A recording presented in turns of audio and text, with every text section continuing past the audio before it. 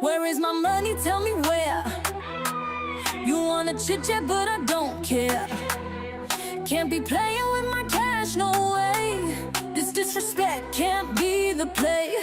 Why you playing games with my cash? Owe me big, but you're acting rash. Said you pay me back today. Hey, now you're silent like it's all okay. Cash rules everything around me. Everything. Pay me what you owe, don't flee. Pay me. Dusty promises, don't sue. No dusty promises. Gotta get straight to the loot. See you styling in your new threads. Spending freely while my wallet's dead.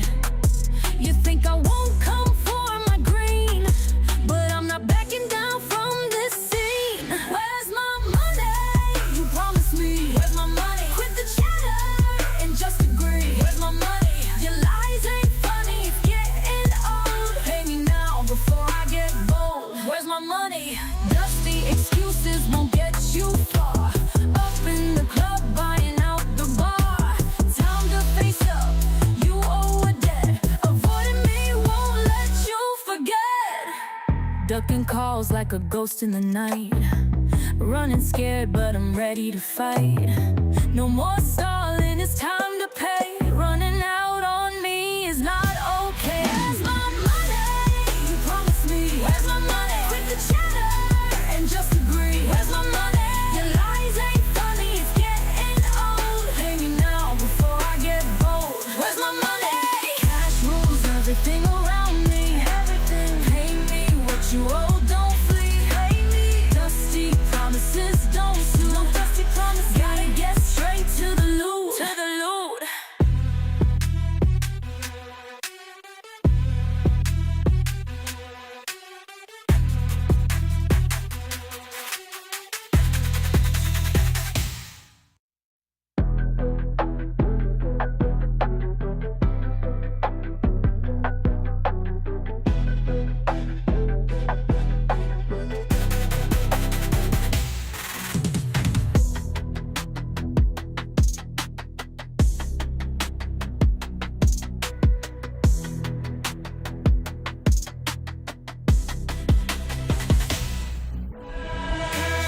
Everything around me, everything. Pay me what you owe, don't flee. Pay me. Dusty promises, don't sue. Dusty promises. Gotta get straight to the loot, to the loot. I'm back. Welcome back, welcome back, welcome back. How is everyone doing today? Hopefully everyone is doing absolutely phenomenal. I am doing quite well, if I must say so myself. I am feeling relaxed a little bit, just a little bit, but still a lot of work to do. I am Tech Coach Ralph. We are engineered to win. This is the weekly tech and economics review show where tech crosses over into economics to see how it's all related. We also call this show the Men Lie. Women also lie. But numbers don't lie. What do numbers do? Numbers manipulate. So we're going to be reviewing some weekly economic data today. We're going to be focusing in on the retail sales numbers, the existing home sales numbers, what happened with the interest rate, and I want to take a quick peek at Doge.com because a lot of talk has been happening with Doge and Elon Musk and the government cutting. But number one, have we even visited what is actually going on? I'll tell you this, right? I've heard of, I didn't even know that D.O.G.E was an official website till I visited it yesterday. I'm like, you know what? We should actually check this website out to see what are they talking about, because there's so many different opinions out there about Doge and about Mr. Elon Musk and people trying to burn down his Tesla cars and buildings and stuff like that. And I'm like, you know what? Can we at least look can we at least take a peek at what is being reported on D.O.G.E. So we're going to be doing that today towards the end of the show. We'll be doing our D.O.G.E watch. And I might just introduce that to be a weekly thing, D.O.G.E watch, to see, okay, what is going on? What is D.O.G.E reporting? And, and then, some people might feel a certain way about it. They might want to say that's not accurate. And by all means, I welcome all of that, because guess what? I am just here looking into the information. I'm open to whatever you guys have to say, or, okay, no, I'm not open to your feelings. I am not open to your feelings, but I am open to whatever you have to say if it can be substantiated by a basis of facts. All right. So that's what we're looking for. Okay. So, also, I also want to take a look at the space. What's it called? Like SpaceX, is it Dragon 9 or something like that? I forgot the exact name of it, but I do want to take a look at that landing to start off the show. But first and foremost, let's go through a quick little housekeeping. So thank you guys so much for tuning in. Truly appreciate you guys. I'm going to set the timer for an hour and a half, because we're going to try to stay within our limits today. I'll do my best. I will do my best. We are working towards that. All right. Other quick announcements. A big thank you and shout out to all of the subscribers to the channel, the new ones, those have been with me for a very long time. Shout out to my Patreon members, my tech barbarians, my tech project members, my tech mercenaries, those who I end up having calls with till 12:30 a.m. trying to figure things out. What is the direction that we're going in?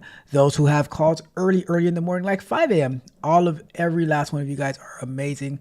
Those who are learning Python, those who want to learn Java, those who want to become front-end developers, those who want to become QA, those who want to become back-end developers. Every last one of you guys are absolutely amazing, and I appreciate the work that you guys are doing. All of you guys are the absolute best. We the best. And shout out to those tech mercenaries, those are the YouTube members who support this channel, keep it going day in and day out. Shout out to you guys. Let's go out there and get it. Let's get it. All right, quick announcements. All right, so earlier this week I uploaded the Scrum Night it was actually from January 5th. I'm going to be working on getting up to date with those so that we can get those out more recently. But Scrum Night from January 5th is uploaded. It didn't really contain much of a sprint review because we had those prior 2 weeks off. I was very gracious, but we do have that where we were talking about like banking deposits from somebody I have in the banking industry. We have the power of Linux from somebody who is a tech person of mine, and then we went into our planning for the next 2 weeks. Today I will be releasing, today at noon Eastern time, I'll be releasing the Scrum Night from that day for anybody who is a free member of the Patreon, where you will be getting access to the banking deposits overview, as well as the power of Linux. And if you want more, you can sign up to be a technical explorer and get the full Scrum Night as well as all the prior full Scrum Nights and exclusive content that I release. We're going to be going live tomorrow afternoon with our DevOps, so we're going to continue working on that. Kubernetes. Last week we were able to get the YAML file version of the backend, and we're going to try to get the whole thing working, the whole shebang, with the front end, the back end, connecting to the database, all of that good stuff, right? And we're going to try to get those secrets to work as well. All right, so that is what's coming up. This week, I will not be live on stream because I will not be in the studio. I will be traveling. So what I'm going to work on is try to see if I can release some valuable content similar to what we did on Thursday night with the throwback of the working on Grafana. So we'll probably have a part 2 for Grafana this coming Thursday. I'm probably going to see if I can get a best of Q&As for Wednesday. Not sure what we're going to do for the morning yet. All right. But I'm going to be putting out content for you regardless. Even though I will not be physically present and live to be able to host the shows, but we'll figure it out. All right. So that is the plan. We're still going to have our pre-release content of our candid conversations. We're going to have our software explorations. I'm planning on doing a presentation on TCP/UDP.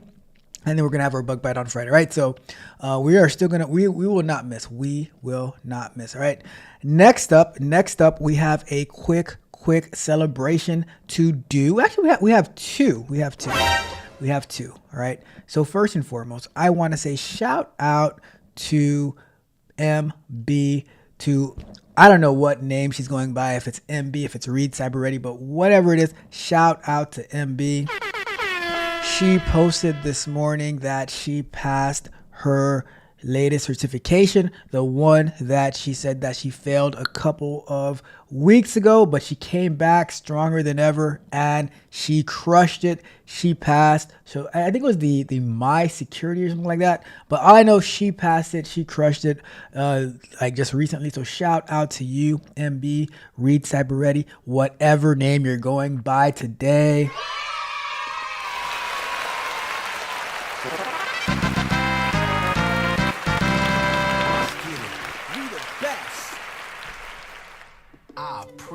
Shout out to MB passing her certificate. Like I said here, I love to celebrate the people who put in the hard work every single day. And I know she was studying so hard for it and she was crushed when she failed the first time. But I told her it is not a failure. It is just a learning lesson, preparation for the next time. And she came back and she crushed it. So shout out to you, MB.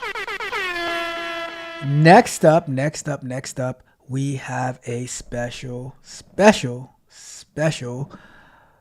birthday tomorrow to the one, the only Rock the Scrubs, Roxy. Happy birthday to you, Roxy. Her birthday is tomorrow, but you know, like, why wait till tomorrow when we can celebrate today? So shout out to you, Roxy, and for all the support that you give on this channel. And I just want to play a little throwback. I just want to play a little throwback real quick for my dear friend Roxy, Rock the Scrubs, Roxy. And that throwback is Roxy and the Scrubs, always shining bright, carrying hands and a heart, bringing hope to the night. She's a beacon of joy when she's in the room, healing the world, turning sorrow to bloom. Roxy, our hero, we sing your name. Oh, Roxy, we celebrate you today. With love and support, you lead the way. In every heartbeat, we lift you up strong. Your caring nature is where we belong.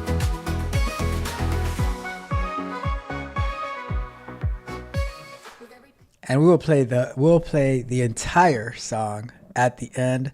But I just wanted to acknowledge my friend who supports the channel so much. Shout out to Roxy. We truly appreciate you over here. And we will have a full-on party today and tomorrow for our dear friend and moderator, Rock the Scrubs, Roxy. All right. So with that being said, I am going to check the chat first, and then I'm going to check the chat first, and then we will jump into the show. All right. So first and foremost, we have the one, the only Rock the Scrubs, Roxy in the building already. Says good morning, Techo Drop, and everyone, good morning to you as well. And Roxy says she is proud of me. Of me? What? Proud of me? What did I do? All right. What she's referring to, like I told you, I've been talking about this for the past 2 months. Had competition on Thursday, and we're gonna do a full show on it, reviewing the fights and everything like that. But won the first fight, lost the second fight. At the very end, it was a very good fight. Had a lot of fun. Felt very well prepared, but still could have. There was a lot of things that I could have done better, and I haven't even watched the video yet. But from being in there, I know there were things I could have done better. And from watching the video, I'm going to be able to pinpoint those things. And we're going to be working on that because it is always about continuous growth, continuous improvement. Second place, but you know, it's over. It's past. We're moving forward. But thank you so much, Roxy, for all your support for the past few months. Really appreciate it. And I did not get seriously injured as requested. And Roxy says, Mr. Gloss is back in the building. Let's see. And Roxy says, I'm going to get you. We are just celebrating the birthday of our friendly Roxy our top moderator here on the channel. I appreciate you. All right, with that being said, we are going to jump into the show. So, first and foremost, what I want to do, because I don't know, like I've been out of the loop this past week, right? So, I don't know how much light was shown on the landing of those astronauts who were stranded in space. And they made a successful return to planet Earth due to SpaceX. So I just wanted to really take a look at that real quick. So I'm going to pull that up. Let me see if I can find it. Where do I have this thing? We are here, and we're gonna go over to here. And so I have it up here. Let's take a look at that.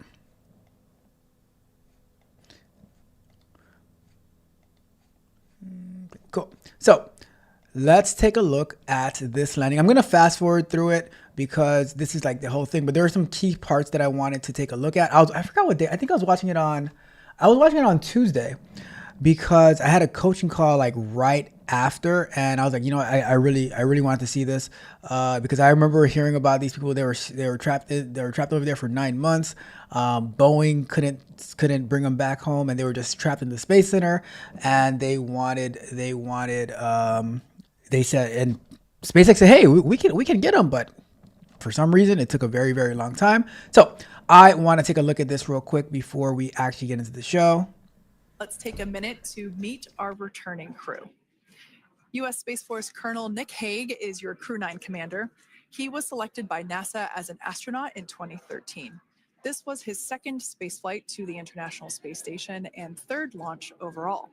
He spent 171 days in space with Crew 9 and has a career total of 374 days in space. During his mission, he completed a spacewalk with astronaut Sonny Williams. That was his fourth spacewalk, earning him a career total of 25 hours, 56 minutes. So we are not able to communicate with the crew, but we are anticipating to make its way back to planet Earth. And understand as we continue to the moon, anticipating an acquisition of signal around 2:51 p.m. Pacific time. So just minutes from now, and you may hear the core begin to hail out or call Dragon for communications and see if we can potentially get communications with D3, D50. The crew at Heat Shield, we can see doing magnificent work as it works to Freedom, SpaceX. And inside Dragon Freedom, as it returns back to Earth, we are awaiting the D.O.G.E deploys. This view coming from the WB-57 high altitude plane. And there you see it on your screen, D.O.G deployment. D.O.G descent rate nominal. You can hear the crowd here. Visual on 2 healthy probes. Crowd here very excited as Dragon Freedom continues to make its way. And splashdown, Crew 9 back on Earth.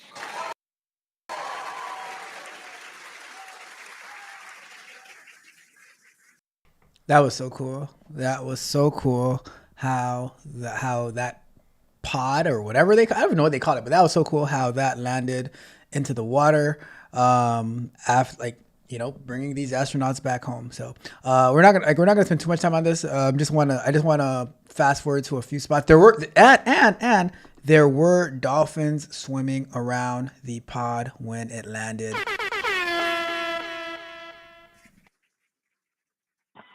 SpaceX Freedom, splashdown. Good main release. Copy, splashdown. We see main chutes cut. Nick, Alex, Butch, Sonny, on behalf of SpaceX, welcome home. Welcome home. That is a beautiful thing to hear. Welcome home. Whether it's returning home from a long day of work, whether you're returning home from a long trip, whether you're returning home from space after you've been trapped in space for 9 months, you hear welcome home, whether home is Earth, whether home is a house, whatever home is to you. Hearing welcome home, that is absolutely awesome.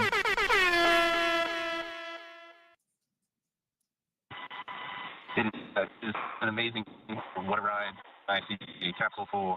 So checking to make sure that any residuals from the pyros are safe and around the spacecraft that are required in order to lift it out of the water. To be lifted, and as you see, they are preparing for that to get everything prepared on the ship. About 2 hours before splashdown, they deployed those fast boats and jet skis into the water.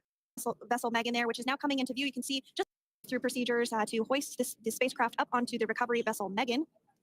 We just saw that hydraulic arm get lowered into the lifting The Dragon spacecraft a bit so that it's in the right position. to down the recovery vessel. That platform that was great news out of the water. Swift, actually, the whole Bracing. recovery vessel Megan.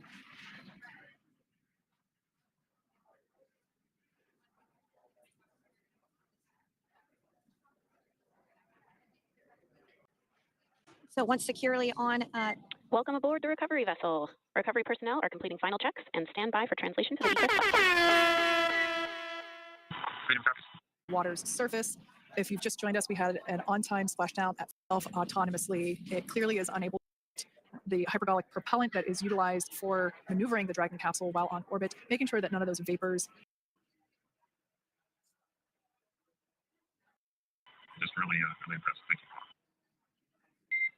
Thanks, Nick. It's been an honor. They're about to get them out now.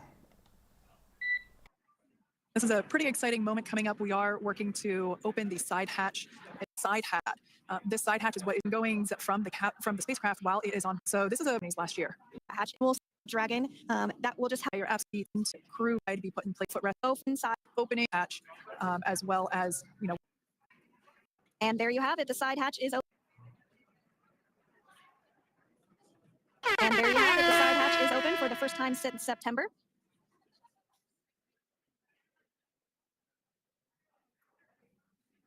that will help protect. Remember, they're taking photos of the into our procedure side hatch. This helps. Are coming. If you missed it, there was also a record the Dragon spacecraft. 7 p.m. So that we'll see recovery for a couple minutes In the near future, although we can't. the Commander Nick. And some happy waves, smiles all around back on Earth. Do center seat exit process as we have we can see the being handed out to spacecraft reentry. Also, Those footer as everybody has different. The bucket washer, their comfort. a stretcher to go to a medical bay for medical checkouts. Dragon Freedom quite clearly in this shot, and it's such a beautiful sight.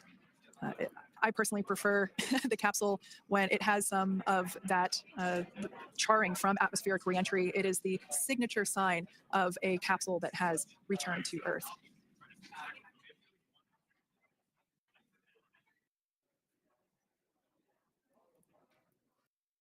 Egress first if possible, as it creates a little bit more movable working room inside the spacecraft. There's a recovery crew member inside that is helping all of our Crew 9 crew egress or exit from the spacecraft.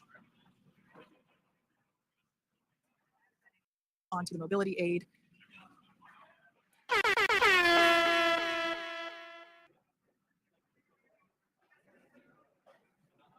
There we have it. Some waves, some thumbs up, and some smiles.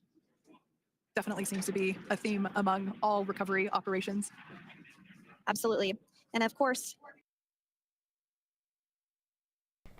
That was absolutely fascinating. Just the whole technology behind that, right? I mean, I know some people are like, oh, that never happened and stuff like that. But look, I think like there is so much technology in everything that we just seen over here, from the engineers who built these rockets, from getting it to go through the atmosphere, people being in space for who knows how long, and then the whole pod coming down, and the pod coming down. What slowed it down? A parachute, and it just, I don't know.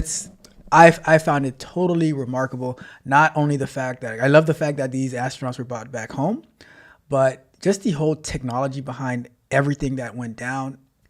So stunning, so fascinating. Just even like what it takes to lift that pod, because I'm sure that pod is heavy, right? What it takes to take that pod out of the water into that. Like we had a spacecraft, and we had a some type of watercraft ship type thing. So fascinating. I am fascinated by this whole thing, and the fact that these astronauts are back home. Shout out to them. Shout out to SpaceX for the amazing work that they do as a privately held company.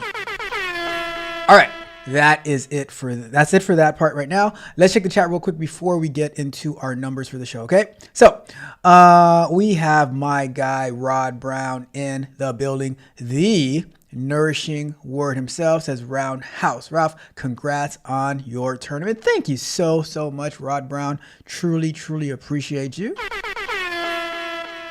We got on the Twitch side of the game, we got my guy Maddox in the building. What's up, Maddox? How are you doing? Hopefully everything is going phenomenal with you. And Roxy says, thank you for showing this. It is my pleasure. And I just wanted, just in case anyone else did not see it, who tunes into me, I just wanted to share the ingenuity that we as humans can do, but also we as Americans can do as well, because SpaceX is an American company. I think where is SpaceX out of? Is it SpaceX out of? I think did they move to SpaceX? Did they move to Texas, or are they still in California? Their headquarters is in California, but they operate launch facilities in Cape Canaveral, Florida. Well, look at that. And the Starbase in Boca Chica, Texas, headquartered in Hawthorne. So they're still in California for now, but I would love for them to become headquartered in Florida. But they'll probably go to Texas. They will probably go to Texas. All right. But shout out to SpaceX and the remarkable work that they did and saving our American astronauts. All right. Also, one more thing with this whole SpaceX landing. It landed off the coast of Tallahassee in the Gulf of America.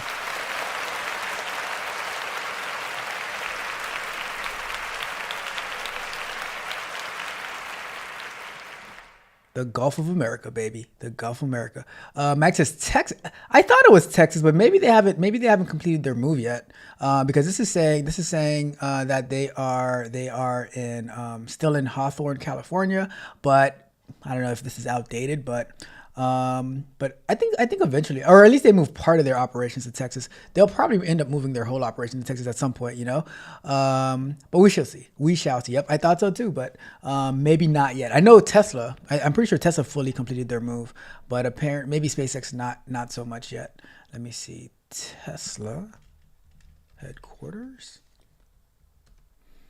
Yeah, Tesla is in Austin, Texas. But SpaceX is still in Hawthorne, California for now, right? Anyhow, all right, so let's jump into the show. So what we're going to be reviewing first, let's go to our Urban Dictionary of Economic Data. We're going to go over here. And we have, for this week, we have our retail sales report. And then we are going to take a quick look at the Fed's interest rate decision to keep it the same at 4.5%. And we're going to look at, if we have enough time, then we'll take a look at the initial jobless claims. But more importantly, we're going to take a look at the existing home sales for February. Numbers are a bit fluctuating. I will say, I listened to a podcast with Howard Lutnick. I think he's the Secretary of Commerce. He is the Secretary of Commerce. It was a really good podcast where he was explaining a lot of things about the economy and stuff like that, and a lot of different ideas. But I think it was the All In podcast, and he was on there, which it really helps understand the economy a lot better. But anyways, we're not gonna get into that podcast. It was really good though. I would definitely recommend if you are interested in learning more about the economy, at least from his perspective. He's been in business for ever, and he lost a lot of people in 9/11. He was on the top floors of the World Trade Center and lost a lot of people. It's tough story, but very, very interesting podcast to see the perspective of the economy from different people. All right. Anyways, let's jump into this. So our first thing we're going to look at is the retail sales month over month for February of 2025. So let's take a look. Let's use our tools. So retail sales and Commerce Department report on retail sales brought to us by the Census Bureau. All right. So what is the Commerce Department report on retail goods? The Commerce Department is a part of the U.S. government that deals with business and trade. They put out a report that tells us how much stuff people are buying in stores and online. This stuff is called retail goods. Why is this report important? So it's an economic health check. Imagine the economy as a big machine, a big, huge machine. This report helps us see if the machine is running smoothly or if it needs fixing. If people are buying lots of stuff, it means they have money and feel good about the future. This is a sign the economy is healthy. Jobs. When people buy more things, stores and companies need more workers to make and sell those things. So a good report can mean more jobs. Company decisions. Companies look at this report to decide what to make more of and what to sell. And by the way, as I'm reading through this, drop me a job, a career type. Although I have one in mind, but if you guys don't drop me a career type, I will put one here, and you can just drop me different jobs, and then we'll pick one for each of these things we're looking into today. All right. So business decisions. Companies look at the report to decide what to make more of and what to sell. If they see that people are buying a lot of one thing, they might make more of it, and that's just common sense. That I would hope that's common sense.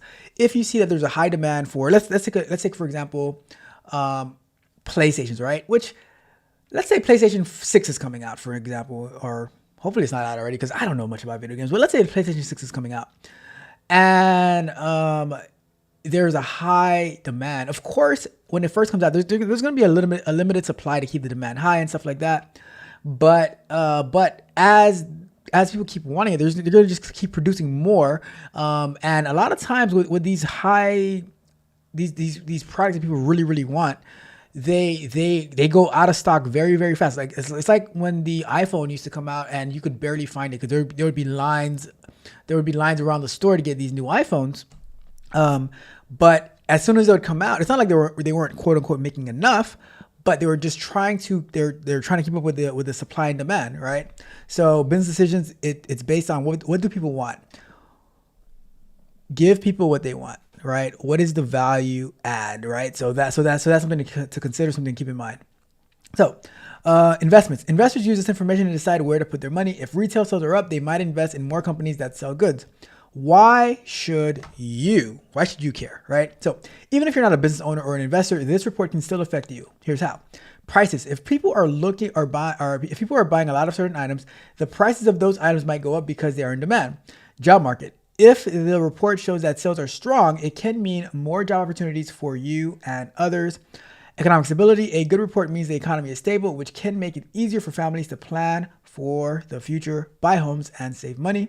So in short, the Commerce Department's report on retail goods is like a health check for the economy, showing us how much people are buying and helping us understand if things are going well or if there are problems that need fixing. So let's look up a job real quick. Let's say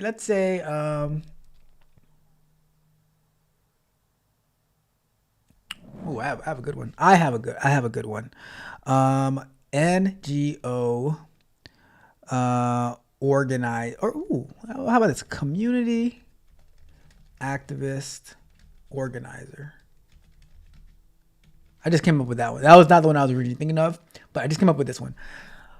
How does the report on retail sales affect a community activist organizer? That's an interesting one. So let's see. All right. So here's how the report could be impactful to a community activist organizer, right? It says, understanding economic health. Imagine a community activist organizing efforts to improve local businesses.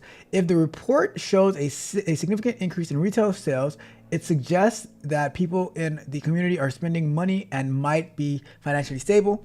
This could encourage activists to promote local shopping campaigns, knowing that there's a good chance people will spend money at local stores. Identifying needs. On the other hand, if the report indicates a decline in retail sales, this could signal that people in the community are struggling financially. This might lead to activists to advocate for programs that support families in need, such as food pantries or job training programs to help boost employment. Targeting initiatives.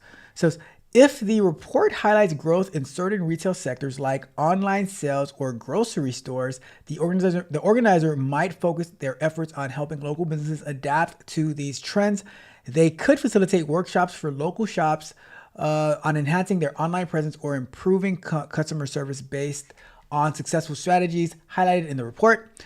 Advocacy for policies. Lastly, if the report shows that changes are stagnant despite local economic efforts, the activists might use this data to push for policy change. They could argue for increased funding for community programs or better incentives for businesses to invest in the local area. All right, so let's jump over to this report real quick by census.gov. And let's see. All right. So it says that February 2025, it was a 0.2% increase. January 2025 revised was 721.3 billion. February 2025 was 722.7 billion. So in January 2025, it was negative 1.2%. In January 2025 or February 2025, it was 0.2% increase. All right. So let's take a quick read. Advanced estimates for the U.S. retail and food services. Advanced estimates for U.S. retail and food services sales for February 2025, adjusted for seasonal variation in holiday and trading day differences, but not price changes, were $722.7 billion, up 0.2%. Plus or minus 5% or 0.5% from the previous month, and up 3.1% from February of 2024.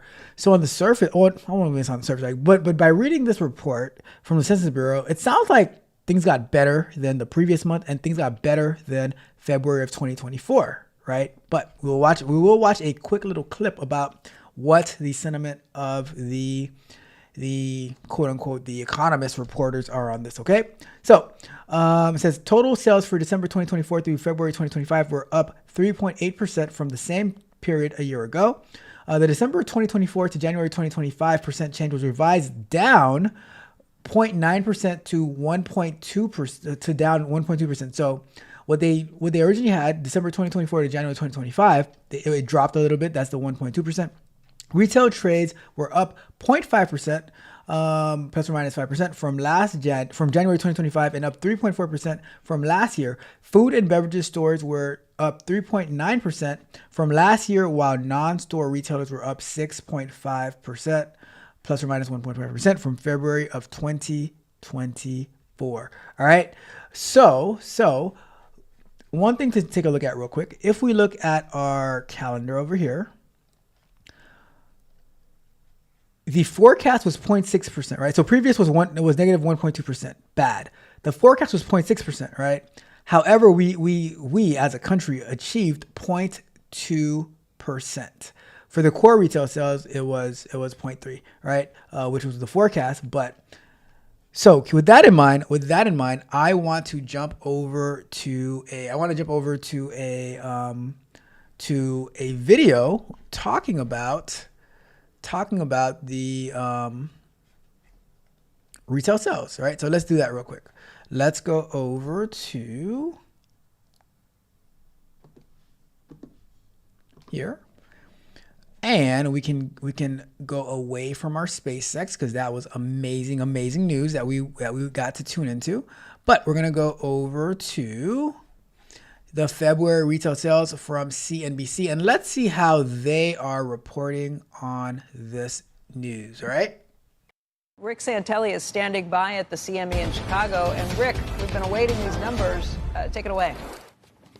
Yes, we're waiting, obviously, retail sales. We also have Empire Manufacturing. On retail sales, do remember, last month was on the weak side. Here we go. Our February read, this is the advance on retail sales, up 0.2 on headline. That's a real disappointment, up 0.2. Now, it is the best of the year because we haven't had a positive number, as I referenced. We were down 0.9 in January. That was the worst, basically, in close to 2 years. You have to go back to March of 23 to find a more negative month-over-month change. Many were expecting a better bounce. And if we look at X-Auto, hold on. Minus 0.9 now becomes minus 1.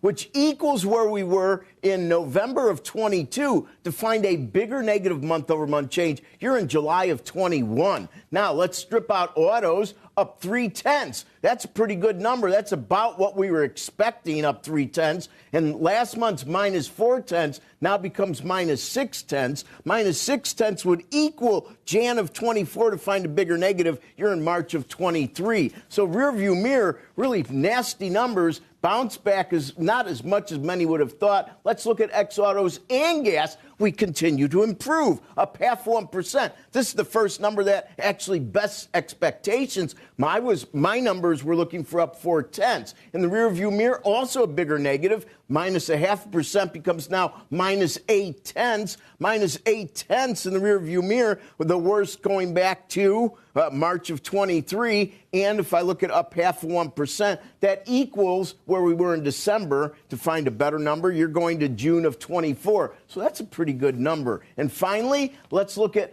control group, which is the core retail sales. And this is actually a good positive. Watch rates go up on the core, up 1%. That's 2.5 times the 0.4 we were expecting. And in the rearview mirror, a bigger negative revision. But looking at the bounce, it negates it. We went from minus 0.8 to minus 1%. Now we're at positive 1%.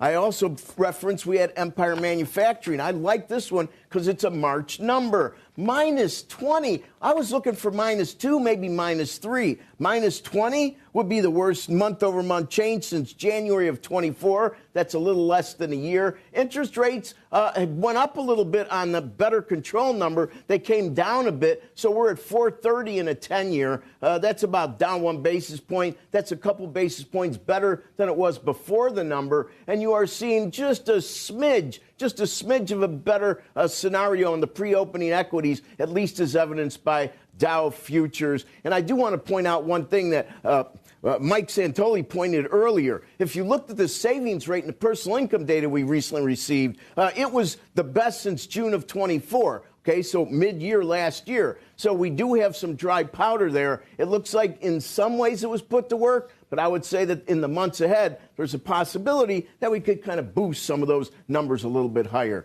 Back to you, Becky and Joe, and happy St. Patty's Day.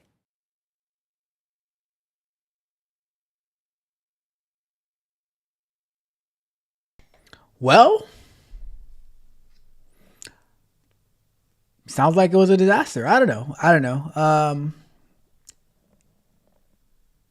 It's hard to say. It is hard to say, but what I do know is we did better than the month of January. We didn't hit the forecast that somebody said. I'm not sure who sets the forecast, but we didn't hit the forecast that somebody set. But you know, it's probably gonna be a little shaky, right? But I do know that the price of eggs have been going down. And did you guys hear how they got the price of eggs to go down? Why didn't we think about this before? Because from my understanding, the bird flu is what caused the price of eggs to go up. What they have been doing for the short term is importing eggs from other countries to keep the price low. I think they said from Turkey and stuff like that to keep the price low.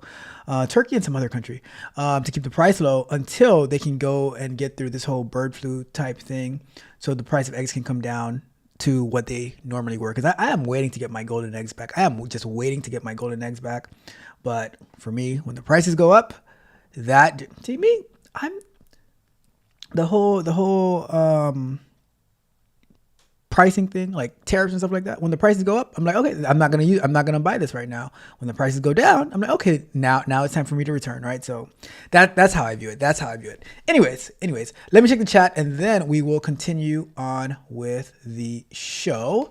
Let's see. Roxy said, where was it? So we will look for actor next, and then we'll do a journalist after. Oh, I just saw this somewhere. Did it not come through? Oh, there you go. I couldn't find it. All right. So Roxy says, I would like to wish my bestie Alice happy birthday today. May you continue to be blessed. Happy birthday to Alice, Roxy's bestie, who happens to have her birthday right before Roxy's birthday. Is this why they are best friends? Well, shout out to Alice. Alicia. I am so sorry. Shout out to Alicia. Oh my, I can't say Alicia. Alicia. Hopefully that is a tough one for me to say.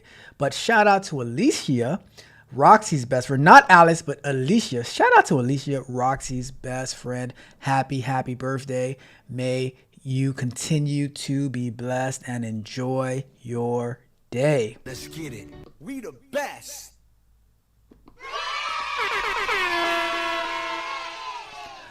Let's see. So actor and journal. All right, we have that on deck. All right, so let's jump back into the show.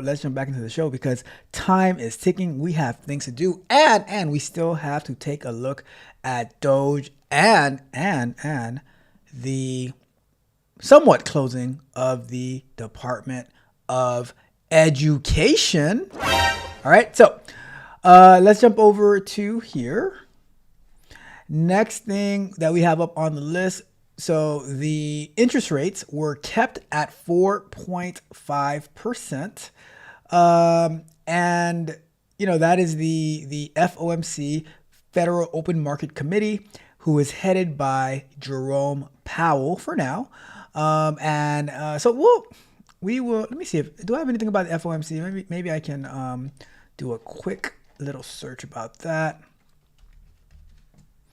Federal Open Market. So let's do a quick read on this, right? And then we'll watch a short on what the Fed chair, Jerome Powell, had to say, right? So the FOMC is a group of quote unquote important people from the Federal Reserve, which is like the USA's bank for banks. They meet to decide things about money and interest rates to help keep the economy running smoothly. Their goal is to make sure prices don't go too high. That is called inflation. I'm starting to debate this answer right here because prices going too high, isn't inflation caused by the printing of money? The government printing too much money, which would make prices go too high, because if you go to a place and they tell you your money is no good here,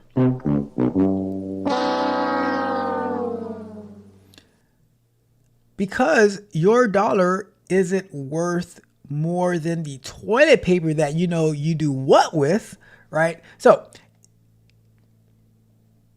prices going high could just be things getting more expensive versus inflation, which would be printing of money, right? So I don't know, but that's something to keep in mind. Keep people working by helping businesses grow. It says, what happens when FOMC releases meeting minutes? So they didn't release minutes, but they did have a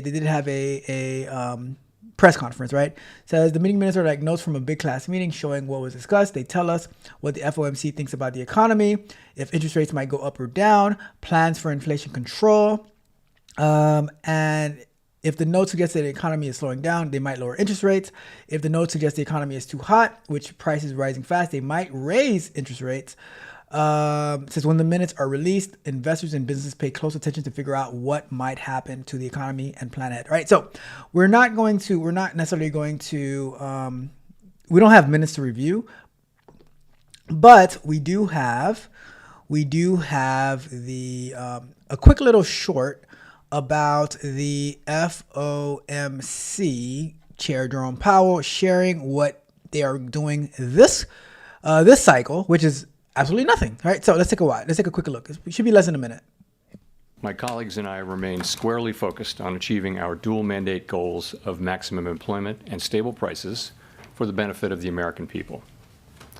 The economy is strong overall and has made significant progress toward our goals over the past 2 years. Labor market conditions are solid, and inflation has moved closer to our 2% longer run goal, though it remains somewhat elevated. In support of our goals, today the Federal Open Market Committee decided to leave our policy interest rate unchanged. We also made the technical decision to slow the pace of decline in the size of our balance sheet.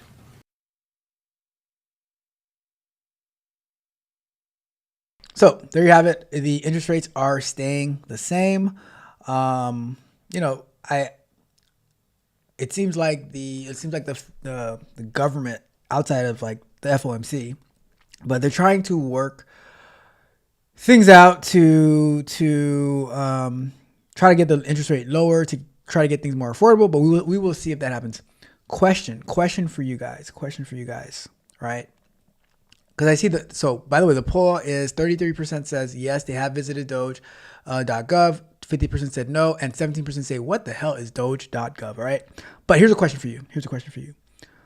Would you be in favor of no income taxes for everyone who makes $150,000 or less? Would you be in favor of zero federal income taxes if you make less than $150,000 per year? What do you think? Would you be in favor of that? And I hope with that idea that you start to get taxed after that first, because it wouldn't be fair, right?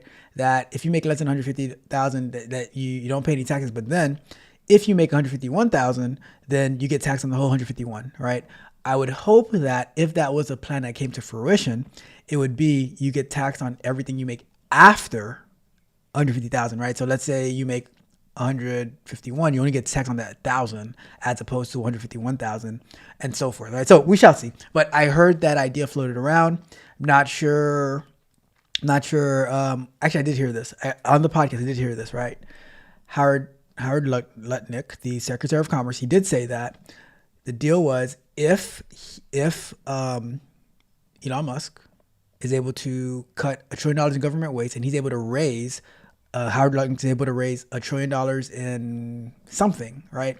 I guess in government revenue or something like that. Then the trade-off would be to take off the to no income taxes on people making less than or making $150,000 or less. So we shall see.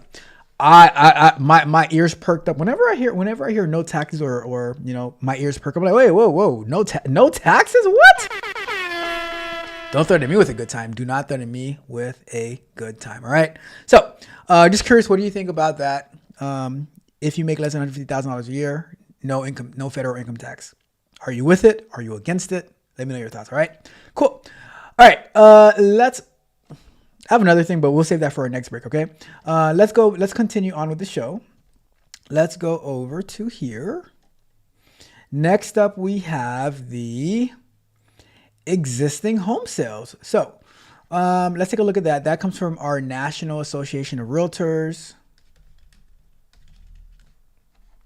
I love this app. I love my Urban Dictionary of Economic Data. It helps us facilitate this show so easily. So existing home sales, that is brought to us by the National Association of Realtors.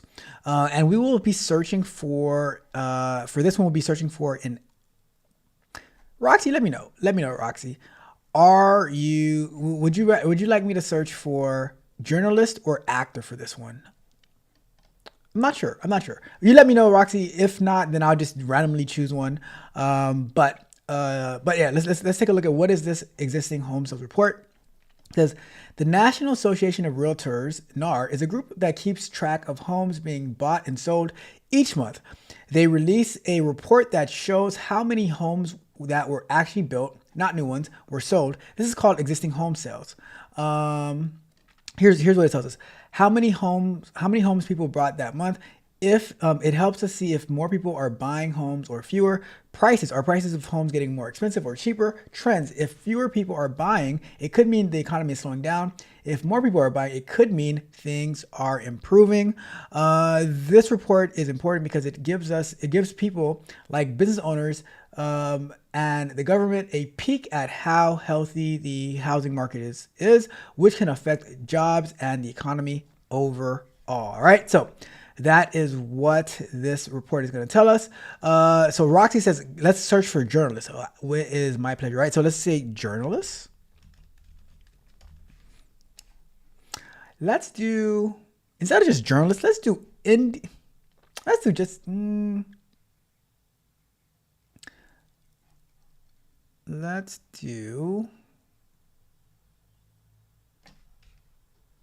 independent journalists, right? Independent journalists. Let's go with that one.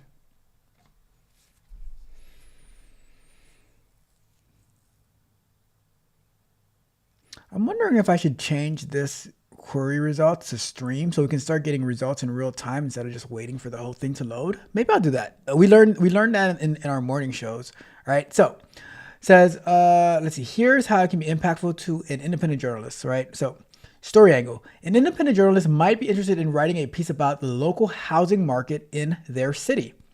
They can use the existing home sales report to analyze current trends, such as whether sales are increasing or decreasing, how prices are changing, and what that means for potential home buyers or renters.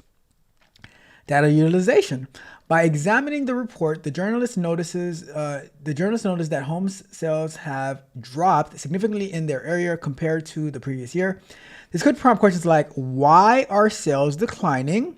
What external factors like interest rates, economic conditions, or local job market changes might be influencing this? Expert interviews. With this data in hand, the journalist can reach out to local real estate agents, economists, or city planners to gather insights. They can ask, is the drop in sales leading to lower prices? How are local homeowners responding to these changes? Community impact.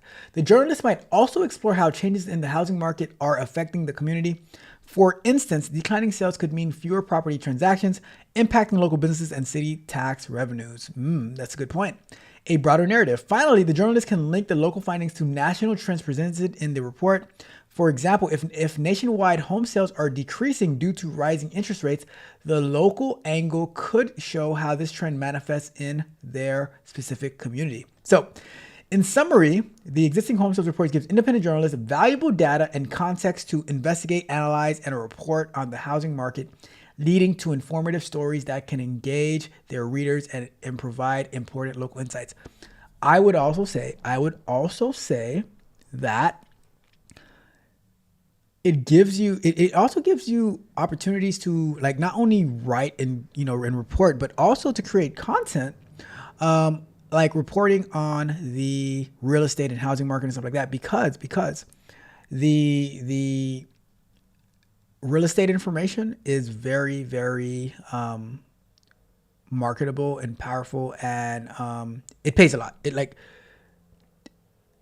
If I knew real estate really, really well, I would do a lot of content on real estate, because that pays a lot of money, like for advertising money and stuff like that. So much good stuff comes out of real estate. All right, so let's jump into the report though.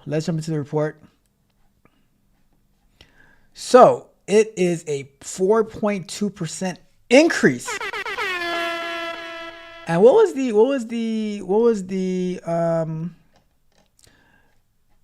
forecast was 3.95 million, and we got 4.26 million. The previous was 4.9 million. We got 4.26 million existing home sales. All right, so let's take a quick read. Right, so existing home sales rose 4.2% month over month to a seasonally adjusted rate of 4.26 million in February of 2025. Year over year, sales fell 1.2. So it looks like it was a lot higher last year at this time, but we have a increase from last month, and we beat the expectations of the previous that were set. According to NAR chief economist Lawrence Yun, my guy Larry, shout out to Larry, home buyers are slowly entering the market. Mortgage rates have not changed much, but more inventory and choices are releasing pent-up housing demand. Look, with these interest rates, you would not catch me dead near buying a new home. I'm like, nope, or I am not buying anything. And yesterday I was watching a live stream, and they were talking about this one guy was talking about how he bought a new development, and his property tax was $16,000. I'm like, I am gonna sit my butt right here, not moving. I'm not trying to get no 6 or 7. You know what? What are current interest rates? Current real estate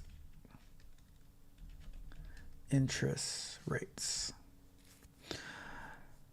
As of March 22nd, 2025, the national average 30-year fixed mortgage rate is around 6.71%. while the 15-year fixed rate is roughly 5.91%. I remember when the 15-year was about like 2.5%, and the 30-year was about 3%. Whew, that is a lot. That is a lot. And then the 5-year adjustable rate mortgage, the current average is around 7.22. So usually, right, the ARM, the adjustable rate mortgage, is around it's normally less than the 30-year fixed mortgage, but now it is higher. It is higher, and that is terrible. I would never. Anyways, let's continue. So the existing home sales report data measures sales of prices of existing single-family homes for the nation overall, for the Midwest, or for the West, Midwest, South, and Northeast regions. Let me see. Where is the report? All right, there we go. So let's say expand all. And current sales rates, actual totals. All right, let's see. Where's the report? Hold on. All right, there you go. Read the full news release. All right, so the key highlights: existing home sales advanced 4.2% in February to a seasonally adjusted annual rate of 4.26 million. Sales slipped by 1.2 from a year ago. The median existing home sales price rose 3.8 from February 2024 to $398,400. The 20th consecutive month of year-over-year price increases. So prices keep going up on existing homes. The inventory of unsold existing homes climbed 5.1% from the prior month to 1.24 million at the end of February, or the equivalent of 3.5 month supply at the current month's sales pace. So let's read this article real quick. Washington. Existing home sales ascended in February, according to the National Association of Realtors, for both monthly and year-over-year sales. Two major U.S. regions experienced growth. One region remained stable, and the other registered a decline. Which one registered the decline? So home buyers are slowly entering the market, says NAR chief, National Association of Realtors chief economist Lawrence Yun. Mortgage rates have not changed much, but inventory and choices are releasing pent-up housing demand. Total housing inventory registered at the end of February was 1.24 million units, up 5.1% from January, and 17% up from a year ago. Unsold inventory sits at 3.5 months supply at the current sales pace, identical to January and up from 3 months supply in February 2024. So there's more homes becoming available. So less homes are being sold. On a technical note, raw sales in February were down 5.2% from last year, which was a leap year with one extra day of business, Yun added. However, after adjusting for this effect, combined with a winter seasonal factors, the momentum for home sales is flashing encouraging signs. So that is a good thing to hear. The median existing home prices for all housing types in February was $298,400, up 3.8% from a year ago, which was $283,800. All four regions registered price increases. Each 1 percentage point a gain in home prices translate into a approximately $350 billion increase in housing equity for American property owners, Yun said. That means a gain of nearly $1.3 trillion in home value appreciation at a time when the current stock market is currently undergoing a correction. Moreover, the ongoing housing shortage, coupled with a historically low mortgage default rates, implied a solid foundation for home values. I don't know how long this low mortgage default rate is going to last, because of the interest rates are so high, and you hear about these layoffs and stuff like that. I don't know how long this low mortgage default rate is going to last. Right? Hopefully nothing comes of it, but who knows, right? It says, according to monthly Realtors Confidence Index, properties typically remain on the market for 42 days in February, up from 41 days in January and 38 days in February of 2024. First-time home buyers were responsible for 31% of sales in February, up from, let me make this bigger. Let's do that. All right. One more. Cool. There you go. Up from 28% in January and 26% in February 2024. NAR 2024 profile of home buyers and sellers released November 2024 found that annual share of first-time buyers was 24%, the lowest ever recorded. So they're saying that there are a lot less first-time home buyers? Yep, there are a lot less first-time home buyers. Is that a good thing or a bad thing, though? I don't know if is that a good thing, because if you can't afford it, right, then you probably shouldn't buy it. It is nice that they have the ability to buy a home as long as you know everything that comes with it.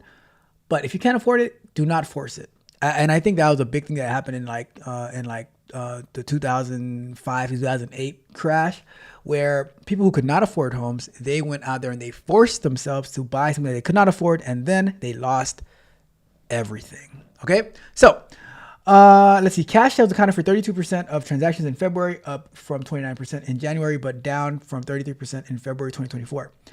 Individual investors or second home buyers who make up many cash sales purchased 16% of homes in February, down from 17% in January and 21% in February of 2024. Distress sales, foreclosures and short sales represented 3% of sales in February, unchanged from January and previous year. Mortgage rates. According to Freddie Mac, the 30-year fixed mortgage rates averaged 6.65% as of March 13th. That's up from 6.63% 1 week ago, but down from 6.74% a year ago. However, we do see right here, as of March 2025, or March 22nd, 2025, which is today, that it is around 6.71%, which is basically higher than it was on March 13th, but slightly lower than it was a year ago. Single family and condo co-op sales. I don't like I absolutely hate homeowner associations, right? Which condos and co-op sales are basically homeowner associations. Some single family homes are as well, but got to figure it out. Single family home sales scaled 5.7% to a seasonally adjusted annual rate of 3.89 million in February, down 0.3% from the prior year. The median existing single family home price was $402,500 in February, up 3.7% from February of 2024. Existing condominium and co-op sales waned 9.8% in February to a seasonally adjusted annual rate of 370,000 units, also down 9.8% from a year ago. The median existing condo prices was $355,100 in February. That is a lot of money for a condo, up 3.5% from the previous year of $343,000. That's a lot. Where are these condos located? That is a lot of money for a condo. I'm sorry, I could not buy a condo for that much, unless it is like on the beach or something like that, right? His regional breakdown. In February, existing home sales in the Northeast decreased 2% from January to an annual rate of 500,000, up 4.2% from February of 2024. The median price in the Northeast was $464,300, up 10.4% from 1 year ago. In the Midwest, existing home sales were unchanged in February at an annual rate of $1 million, up 1% from the prior year. The median prices in the Midwest was $295,500, up 5.8% from February of 2024. Existing home sales in the South bounced 4.4% from January to an annual rate of $1.91 million in February, down 4% from 1 year ago. The median price in the Southwest was $358,500, up 1.9%. And says in the West, existing home sales jumped 13.3% in February to an annual rate of $850,000, identical to a year ago. The median price in the West was $614,600, up 3.6% from February of 2024. So basically, prices are going up, but the sales are fluctuating. So the Northeast, their sales decreased. But the price of the brick of homes went up. The Midwest home sales were unchanged. And then existing home sales in the South bounced 4.4% to an annual rate of 1.9. So it's fluctuating, right? But at the end of the day, we as in the United States, existing home sales 4.26 million, and that was that the forecast was 3.95. Previously, in the prior month of January, we did 4.09 million. All right, so that is our report on the existing home sales for February of 2025. Let me check the chat before we move on to the next thing. We have in the building, we have Monica D in the building. What's up, Monica? Because I'm down with getting rid of the IRS.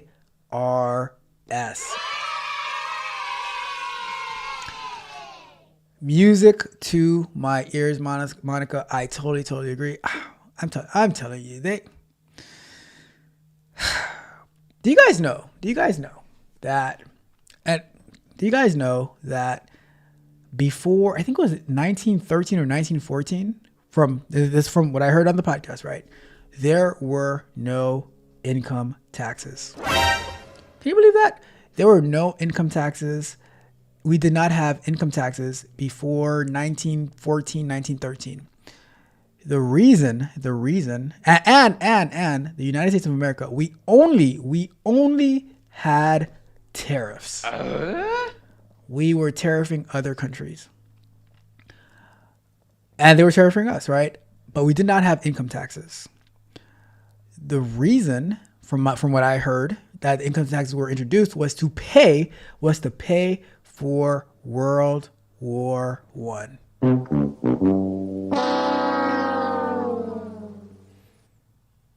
And then we had the Depression in 1929, and the United States, had to save other countries and stuff like that because it's just a big mess, right? It's just a big mess. And now we are taxed astronomically. All that good stuff, right? So it is interesting. It is interesting how this whole, and now people think that we just have to pay taxes. Maybe we could reduce our spending. Maybe we can get rid of income taxes. Maybe we can have a better way. And here's the other thing I wanted to mention, right? Last week I had a poll, and I asked the question, would you rather have higher, like no taxes, right, but slightly higher cost, or pay taxes and have lower cost? And the poll, people said they would rather pay higher taxes and have their costs lower. And I was astonished. I was shocked by that answer, because for me, the way that I think about it is I would rather keep more of my money and shop efficiently and like choose what I want to buy at the price that I want to pay for it versus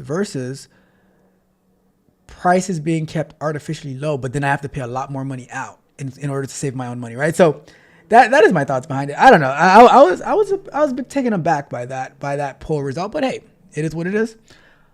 Me personally, I would say all day, any day, all the time, let me choose what I do with my money, right? I do not want to pay more taxes. If prices were to slightly increase because of whatever, let me decide what I'm going to buy or not buy. Because for me, I'm like, oh, if the prices of this one thing that I like is really expensive, guess what? I don't like it anymore. Simple as that. Like, I'm like, I want to just let me choose what I do with my money, right? I don't want to give my money to other people and then they decide what happens with my money. I'd rather choose what I do with my own money, all right? That is how I see it. All right. Let's see. We'll do a quick look. I'm not even gonna break down the initial jobless claims, but we'll just take a look at it from over here. The initial jobless claims, it was previous week, it was 221. The forecast was 224. It landed at 223. So 223 people filed for pretty much unemployment for the first time, basically asking for help. So it's always around this number. So that's why I'm not gonna jump into it any much more. It was forecasted to be, so the good thing is it was forecasted at 224. It is down by 1,000. But the previous week was 221, which is up by a little. So in the past week, more people filed for unemployment than the previous week, but it is less than the forecast. All right, so we'll leave it at that. What we're gonna do right now, we're gonna jump into the Department of Education. The executive order signed to shut down the Department of Education, and then we will take a look at D.O.G.E.gov to see what exactly is on the D.O.G.E site. Let me check the chat real quick before we move any further. So we have Fanny P in the building. What's up, Fanny? How are you doing today? I am very, very proud of you, Fanny. keep up the good work. Keep up the good work. We are working towards being awesome. Or I mean, you are awesome, but we're working on being even more awesome in the very, very near future. Let's see.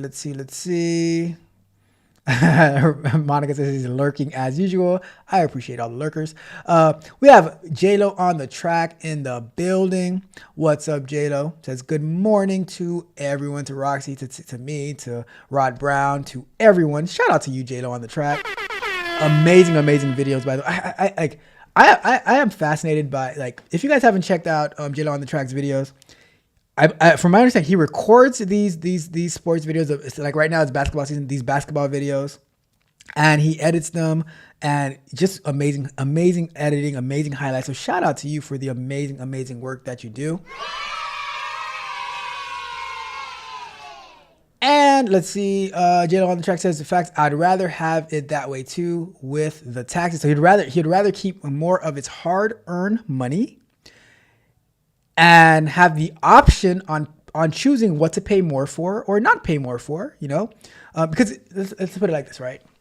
So if I was somebody to eat cereal, right, and let's say the price of Frosted Flakes, right, because when I was a kid, I used to love Frosted Flakes. Let's say the price of Frosted Flakes was about $2, and then for some reason it gets raised to $5 for a box of Frosted Flakes. Well, you know what I'm going to do? I'm going to look all the way to the bottom of the shelf, and I'm going to look at the Frosted Flakes, the fake Frosted Flakes that are in a bag, the ones that are in a bag all the way at the bottom at Walmart, right? And I'm going to say, oh, okay, so this one is $2. I'm going to buy the one in the bag that's for $2, and then I'm going to pour it into a container. I might, let's say if I have kids, right? And my kids love Frosted Flakes, right? You know what I'm going to do? I'm going to keep the old box of Frosted Flakes. I'm going to buy the bag of Frosted Flakes for a fake Frosted Flakes, you know, the imitation Frosted Flakes for like $2. I'm going to open that bag. I'm going to pour it into the box of Frosted Flakes. And guess what? They will enjoy the same Frosted, because I'm sure they're the same thing. You just pay more for the box. And to be nice, I will go to the Dollar General, and I'll buy a little thing of toys, and I'll put it at the bottom of the box, and I'll pour some cereal over it. And I'll say, look, you still have Frosted Flakes with a toy on the inside. That is exactly what I would do. So I'm like, let me choose what I'm going to spend my money on. I don't need you to artificially keep the prices down. I will buy what is best for me. Just let me keep more of my money, all right? We have my guy in the building. We have Mitch here in the building. We just become best friends. Yep. Mitch, God bless you. Know what? God bless you, Mitch. Hopefully that sneeze did not make you skip a heartbeat, which I found out was a lie. They told me that the reason people say bless you when you sneeze is because your heart skips a heart, or your heart skips a beat, which is, I found out that is a total lie. I feel so lied to. But it just gets to a point where he's like, you know what? I missed you so much these past couple of days, Tech Coach Ralph. I am so happy to have you back. I am happy to be back as well, Mitch. And J-Lo on the track says, I'm thinking I'm going to do a vlog type video today. Also, oh, that is going to be super awesome. I would love to see that. I would love to hear about your process. What do you do? Like, where do you go record? Like, if you're taking suggestions, right? I would love to hear, like, what do you do? How do you do it? Where do you go? Like, Like, how often do you have to travel? How long does it take you to edit these videos? Like, I would love to hear that. If you are open to doing that, that would be super awesome. But shout out to you. Keep up the great work. Let's see. Roxy says it tastes the exact. I agree.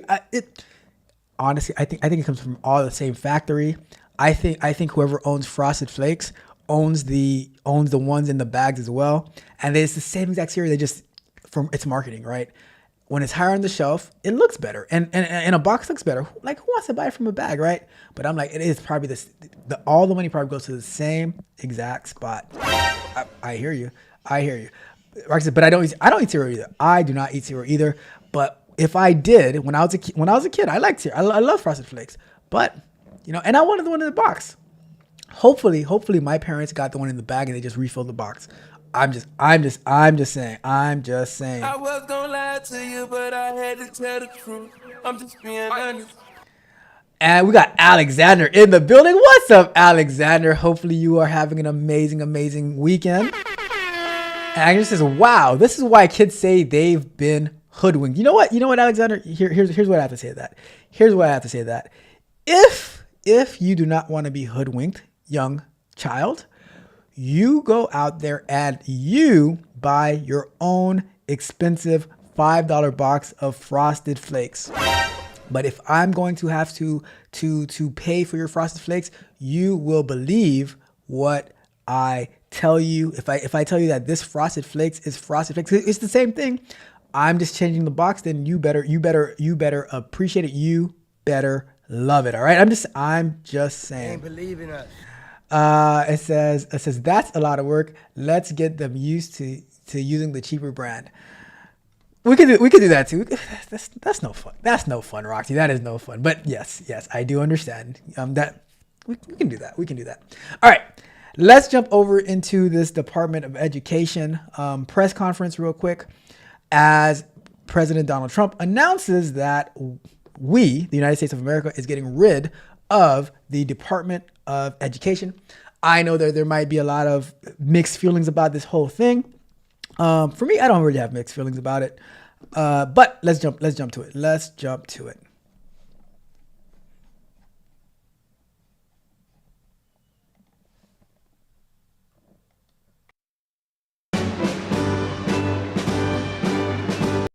And I'm going to fast forward to, because he's going to start off with some introductions and stuff like that. I'm going to fast forward straight to where he starts talking about it. So unnecessarily, and I believe we'll get it done. We'll see what happens. We appreciate that, and we world, but in particular Ukraine, we're doing to begin eliminating the federal department, but I believe we'll get it done. Today we take a very historic action that was 45 years in the making. In a few moments, I will sign an executive order to begin eliminating the Federal Department of Education once and for all.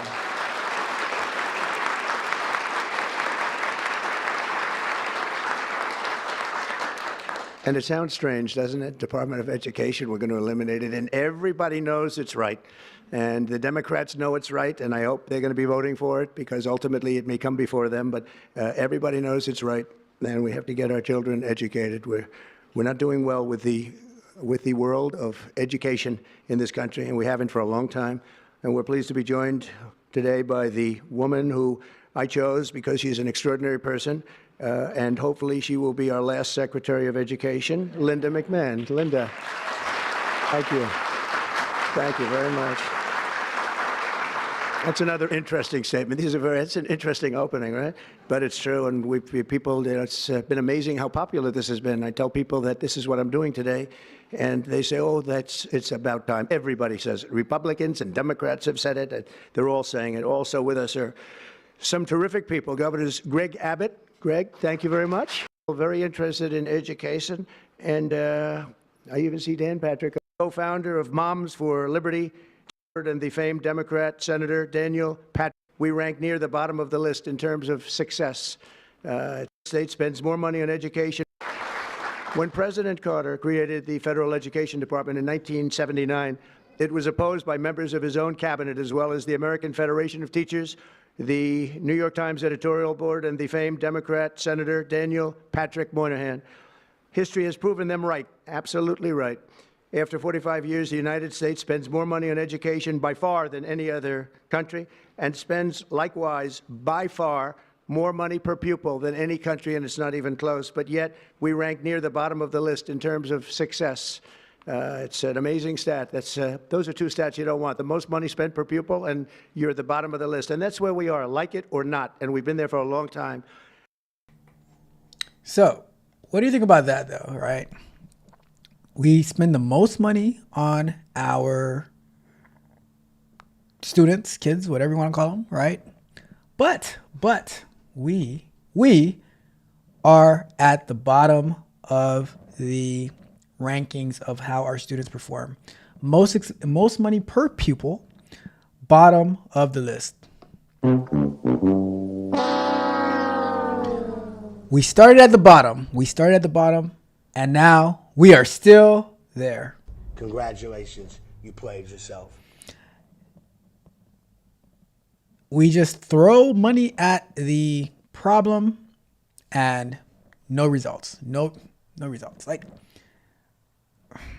you would not run your own household, your own business that way. So I don't know. Let's keep going. 70% of 8th graders are not proficient in either reading or in math. 70%. 40% of 4th graders lack even basic reading skills, can't read.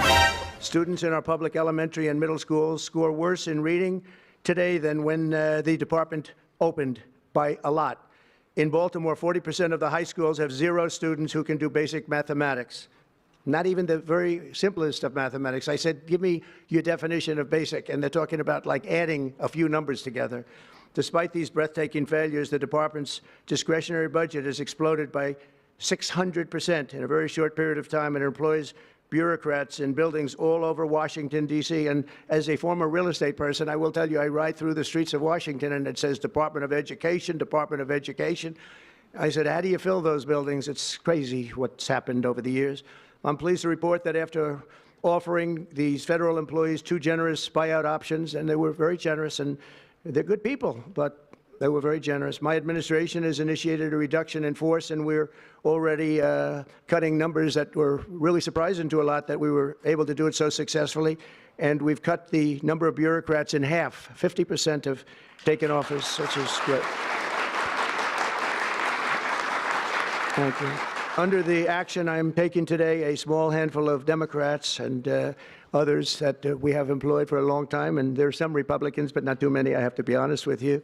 But the department's useful functions, and such as, and they're in charge of them, Pell Grants, Title I funding, resources for children with disabilities and special needs will be preserved, fully preserved. They're all going to be so. If you look at the Pell Grants, it's supposed to be a very good program, Title I funding and resources for children with special disabilities and special needs. They're going to be preserved in full and redistributed to various other agencies and departments that will take very good care of them. And that's very important to Linda, I know, and it's very important to all of us. But beyond these core necessities, my administration will take all lawful steps to shut down the department. We're going to shut it down and shut it down as quickly as possible. It's doing us no good. We want to return our students to the states where just some of the governors here are so happy about this. They want education to come back to them, to come back to the states, and they're going to do a phenomenal job. You know, if you look, Denmark, Norway, Sweden, I have to tell you, I give them a lot of credit. China's top 10. And so we can't now say that bigness is making it impossible to educate, because China's very big. But you have countries that do a very good job in education. And I really believe, like some of the governors here today, from states that run very, very well, including a big state like Texas, but states that run very well are going to have education that will be as good as Norway, Denmark, Sweden, and those top, Finland, those top countries that do so well with education. I think they'll do every bit as well. And what do you think about that, Governor? Do you agree? I think so. Ron, do you agree? I think so. Florida? Iowa? That's right. I really believe that. They'll be as good as any of them. And then you'll have some laggards, and we'll work with them. And we can all tell you who the laggards will be right now, probably, but let's not get into that. But we'll work with them, and we're going to make them, they'll do a job. I think they'll do a job, and they'll go to sections of the state. For instance, New York, you'll have a Manhattan, and you'll have a Suffolk County, and you'll have a Nassau County, and you'll have Westchester County. You'll do 4 or 5 or 6 of them. You have upstate New York, and those counties, I think, are going to do very well. And I think ultimately Manhattan should do very well. But we'll break it down into sections, and I think it'll be really, really good. And they're going to be probably the tougher ones, but I think they have a chance to do really well. But we're going to be returning education very simply back to the states where it belongs. And this is a very popular thing to do, but much more importantly, it's a common sense thing to do, and it's going to work. Absolutely, it's going to work. And I can tell you from dealing with the governors and others in the state, they want it so badly. They want to take their children back and really teach their children individually. Probably the cost will be half, and the education will be maybe many, many times better. So we look forward to this. I want to just make one little personal statement. Teachers, to me, are among the most important people in this country, and we're going to take care of our teachers. And I don't care if they're in the union or not in the union. That doesn't matter.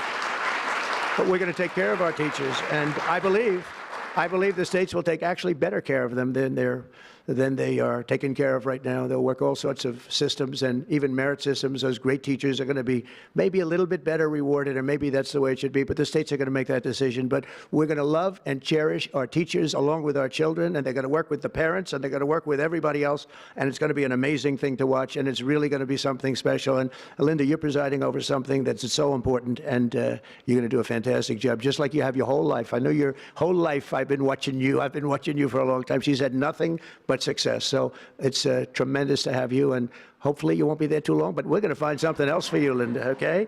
So this will conclude what we are talking about with respect to our most cherished group of people, and that's our children. We want to have our children well educated, and we want them to love going to school. We have examples of it. Look at those beautiful, bright-eyed faces. They are so smart. They're so smart. And with that, I'm going to come down, and we're going to sign a very important document, and we're going to be on our way. People have wanted to do this for many, many years, for many, many decades. And I don't know, no president ever got around to doing it, but I'm getting around to doing it, so thank you very much.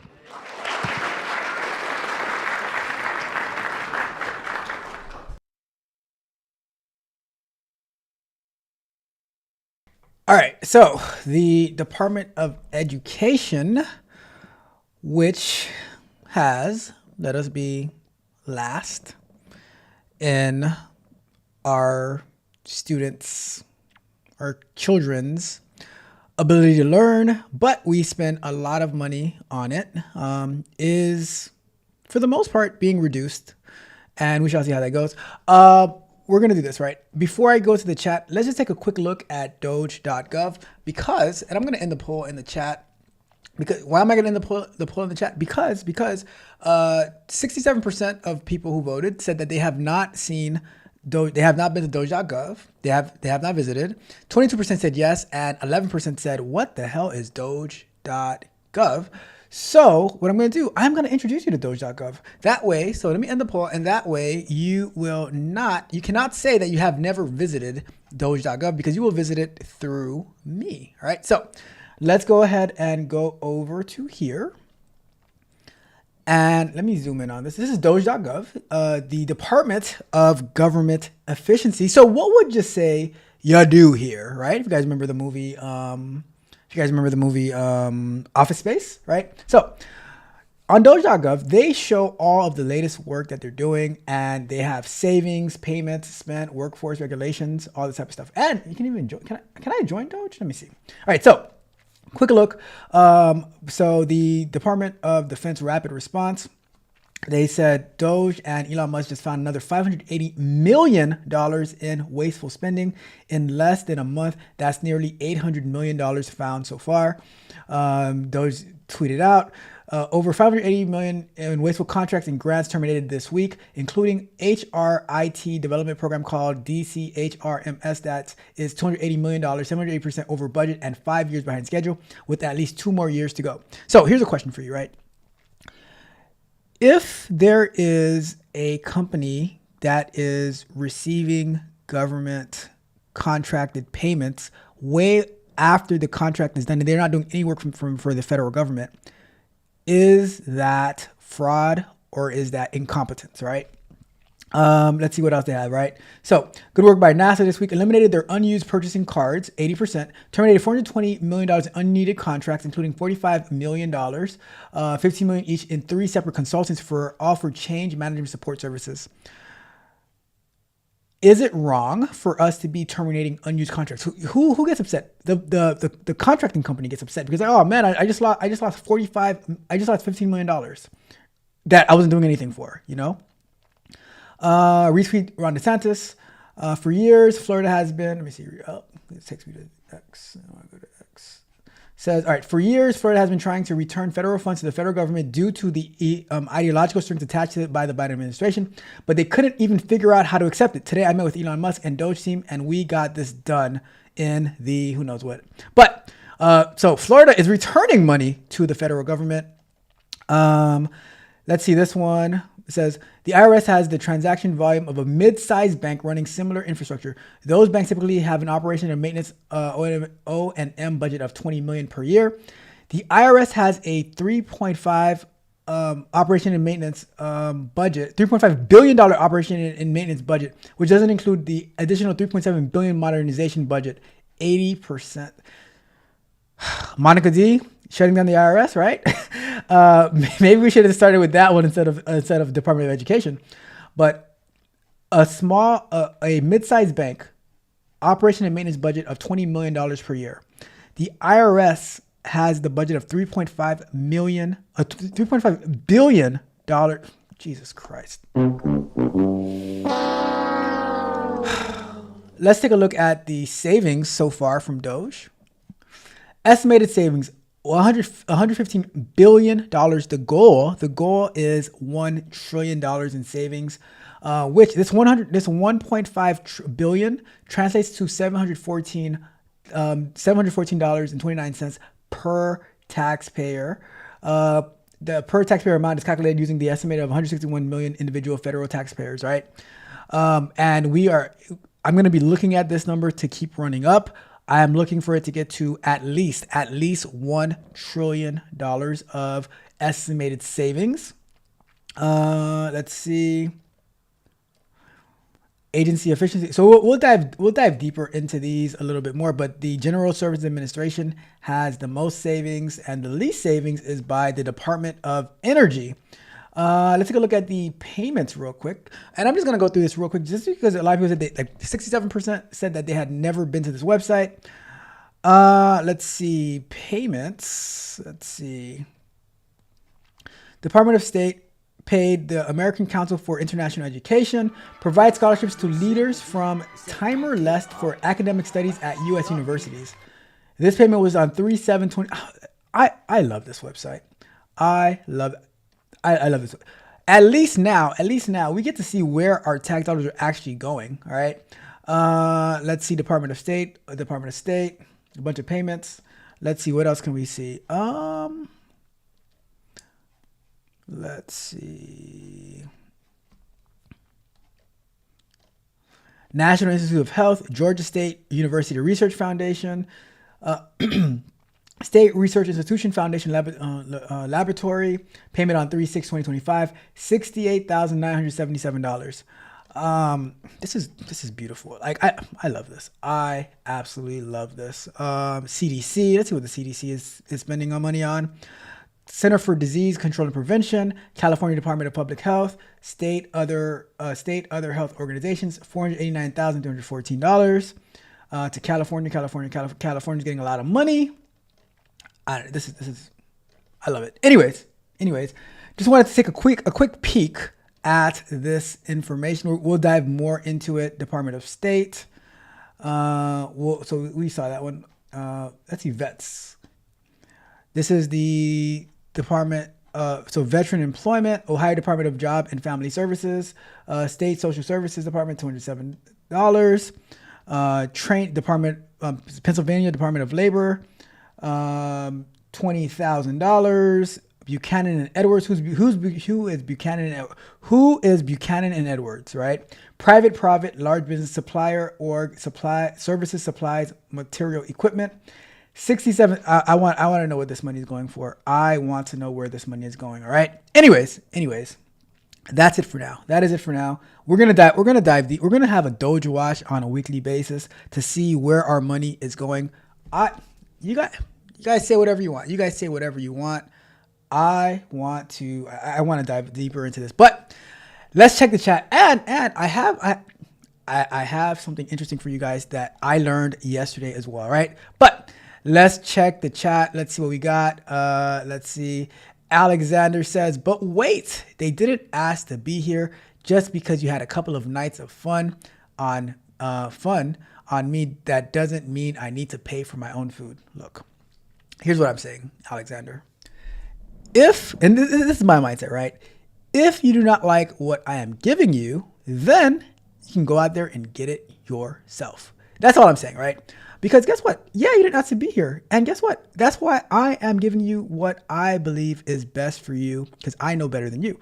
But if you happen to have a problem with what I'm giving to you, then you can go out there and get it yourself. Because guess what, Alexander? You didn't ask to be here either. Roxy didn't ask to be here. I didn't ask to be here. Mitch didn't ask to be here. Monica didn't ask to be here. Nobody actually asked to be here. But we will do the best that we can with what we have. So when we were dealing with our children, it's like, look, here's how we're going to move. And if you have a problem moving that way, then you can move however you want to move on your own. That's how I see it. That is how I see it. I do not believe in being perpetually binded to anyone. So here's how we move. And if that happens to be a problem with you, then you can do it on your own, because the world is a cold place out here.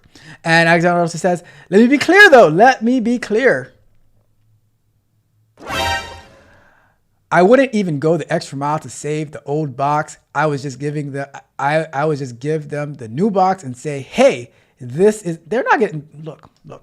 I am not paying more to prove a point, right? I am going to save, maybe I'll just do it like Roxy says, and I'll just give them the bag. Like, here, this is due to inflation. Here's a bag. Get over it, right? So maybe we can meet in the middle that way. Rod Brown says, interesting move. I'm indifferent about all of this. Here's why I disagree with you, Rod Brown. And maybe you'll see my point, being that you are also a fairly new parent, right? There are many rules and regulations about the way that you educate your children. See, me, I can't even share my true views on this whole education system, because then I'll be gone. I'll be up and out of here, right? But I was talking to my wife about it yesterday. I'm like, I am totally okay with this move, especially like where I grew up and probably where you grew up, to see the level of education that there is, and how people can't even graduate high school, can't even do basic math. So, and now the reason that this matters to me is because the same way I would rather choose what I pay for with my money, I would rather choose how my child gets educated, and not some random person who believes that they know better than me on how my child should get educated. Like, for example, Alexis's daughters are homeschooled, and their homeschool curriculum is heavily focused on STEM and robotics. I think that is absolutely amazing. And Monica says states are not doing a good job. Well, I don't think the states might not be doing a good job, but the federal government is definitely not doing a good job. I would say that they need to revamp the education system in general. The curriculum sounds like private school, can't afford it. Too bad. I think, and I'm gonna dive a little bit into my views, right? I think that if there was more competition for the education system would do a lot better job. I am totally in disagreement with you are imprisoned by your zip code on what schools that you have to go to. I think that if there was, to me, competition solves everything. Competition for healthcare, competition for insurance, competition for education. I will even go as far as this, right? I think that if you want your child to go to school online, to a school that is in Wisconsin, for all I care, then that's totally fine. I don't think that, and I don't think that the government, I don't think the government should have any input on your kid's life, to be honest with you, right? As long as you're not physically harming your kids, then cool. But telling them, oh, your kid has to go and learn this, and for the Department of Education to say every single student in the United States of America has to follow this one thing. Kids in California are different than kids in Florida. Kids in Florida are different than kids in New York. Kids in New York are different from kids in Texas, and kids in Texas are different from kids in Michigan. So I think that at least the starting point of the state being responsible for the kids, because hey, if Michigan wants to have a terrible curriculum for their children, then that's up to Michigan and their voters and their constituency. versus if Florida wants to have a particular curriculum for their students based on the needs of Florida, then that is a whole. I remember back in like 2010ish or something like that. They said that, like Florida said that we're going to be focusing our scholarship money and stuff like that more on STEM. And people were so upset that like, oh my God, but what about the arts? What about the arts? What about the arts? Look, if you want to go and learn the arts and stuff like that, then by all means, you go out there and you pay for it. Take a student loan, whatever. Don't expect us to pay it for you, right? But if Florida says our needs, if we want to grow our technological, medical, our STEM, our science, our technology, our engineering, our mathematics sector, we want to focus on that for the state of Florida. And we want to give incentives to get these graduates to stay in the state of Florida so that we can build Florida. I am all for it. Me as a Floridian, since I've been in Florida since I was 3 years old, if we want to do stuff to make Florida stronger and more competitive and more marketable, then I am all for it. So whatever that the government of Florida needs to do, but I do not want the federal government to do a mandate that everybody in the United States has to learn. Every student in the United States has to learn the whole entire thing. And I also don't believe that you should force kids to follow any particular thing. All right, so that's me, and I'll leave it at that. I don't want to go any further because then I'll get in trouble. All right. Rod Brown says, I agree on federal level they haven't been doing a good job, but what makes you think on a state level it's going to be better? I will say this, right?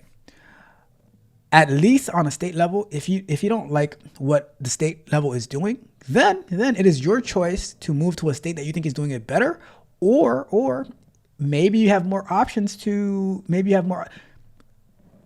If California wants to run the education system with an iron fist, then that's on California to do, right? So I think I prefer on a state level where if a state sucks, then the state sucks, and that's your choice to stay in that state. But if the federal government sucks, right, then you're trapped. You have to move to another country? Like seriously? So that is why I prefer the state by state basis, and I would even prefer that if the states would have even less involvement, where you put the education in the hands of the parents. And now if the parent wants to do a terrible job with their kids, then that's on the parent. But if another parent wants to do a great job with their kids, then that's on that parent as well. So that's how I see it. That is how I see it. See, I'm sharing way too much. I need to shut the hell up. And Robert says it will really point out which states are trash, and it may be a lot. I agree. I just think this, right?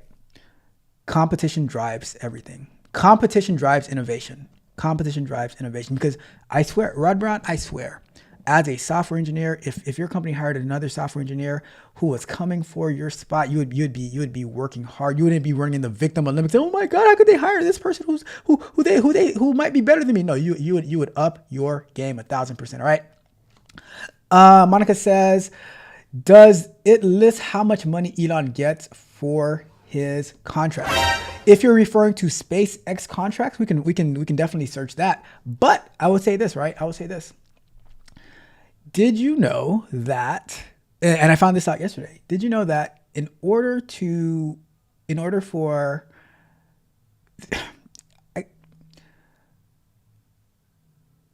D.O.G.E is not charging the government anything. There's this thing where, like, if you are doing a gift to the executive branch and they can accept it, if it was being charged just even $1, if it was charged being even $1, then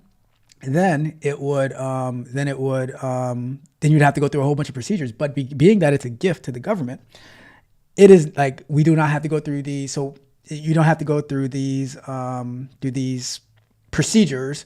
It's been counted as a gift. As far as, I don't know, let me see. Maybe it would be under NASA. Maybe, let me see. Since you asked, Monica, let's take a look. Let's see if we can find it. Let's see. And here's a question, Monica. How much should Elon Musk or SpaceX be paid for rescuing the astronauts that were stranded in space? But let me see. How would I even find this? I don't know. I'm gonna make a list of it. I'm gonna make a list to see if we can find how much SpaceX is getting paid by the federal government. I'll make a note of that because I don't know how to find it on this website yet, but it should be if they're getting paid as contractors, it should be on the website. I agree with you on that. Let's see. And it wouldn't be Elon Musk who gets the contract directly. It would be his companies. So like it would be like what do you call it? SpaceX, Tesla, if they have something. But here's another question, right? Here's another question. If Tesla is providing charging stations for the federal government, if they're charging electrical stuff for the federal government, if they're providing Starlink for the federal government, should they be compensated for the value that they are bringing, right? Rox says nothing is free. I don't believe anything is free. I don't believe anything should be free as well. I don't believe in free. Because at the end of the day, somebody has to pay for it. Monica says he has more than just basic contracts. He has some stuff. He has some other stuff for his other business as well. I think we would have to find the business and then find the. I mean, I'm sure we can find it. We will investigate it. We will investigate it. Let's see. No. You guys are missing what I'm saying. By the D.O.G.E, right? The D.O.G.E itself, that right there is the quote unquote the gift to the government, to the executive branch, and that's why they don't have to go under the whole process of being what do you call it? The whole process of like being confirmed by Congress and stuff like that. It's a gift to the executive branch, and that's why they're able to operate the way they're operating. So yeah, I mean, I'm not saying that Elon isn't getting something from somewhere, but he's but you're right, Rod Brown. Elon, he is getting something. He's getting his Tesla dealerships being vandalized, being shot at, his cars being burned. So yeah, he is getting a lot. He is getting a lot, right? So it's definitely not free. It's costing him a lot of money. Let's see. It says he's getting around $38 billion in contract. Okay, so, and that's fair. So my question is, what is being done for the $38 billion, right? So we'll definitely check that. What I'm going to do for next week, we're going to investigate the $38 billion that Elon Musk is getting. If that includes charging stations, if it includes Starlink, getting people internet, if it includes rescuing people from space, we're gonna investigate all of that next week. What money is Elon Musk getting from the federal government? That is a great question. Let's see. Let's see for government contracts. I got that. And Roxy says, "Oh my God." What happened? What's wrong? Roxy says, I'm getting a headache. Why are you getting a headache? What happened, Roxy? Hopefully you are doing well. Maybe you have to take a little bit of pain reliever. We do not want Roxy to have a headache the day before her birthday, all right? But with that being said, we are going to wrap it up. I really, really appreciate all of you guys. You guys are absolutely amazing. So as we wrap up, we're going to be going live tomorrow for our DevOps in the afternoon. And then next week, I will not be physically present because I will be out of town on a business trip. But I am still going to be putting out some content for you guys. But yeah, so with that being said, we have a special celebration. We're going to help. So on our way out, shout out to MB for passing her certification. Shout out to Alicia's birthday, Roxy's best friend today.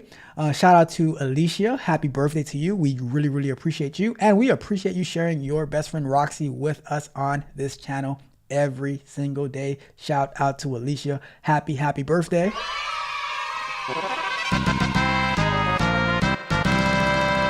But lastly, we have a special happy birthday outro for our dear friend and moderator, Roxy. You guys have an amazing rest of your weekend. Techo Drive, we are out. Roxy on the scrubs, always shining bright. Carrying hands and a heart, bringing hope to the night. She's a beacon of joy when she's in the room. Healing turning sorrow to bloom. Roxy, our hero, we sing your name. Oh, Roxy, we celebrate you today. With love and support, you lead the way. In every heartbeat, we lift you up strong. Your caring nature is where we belong.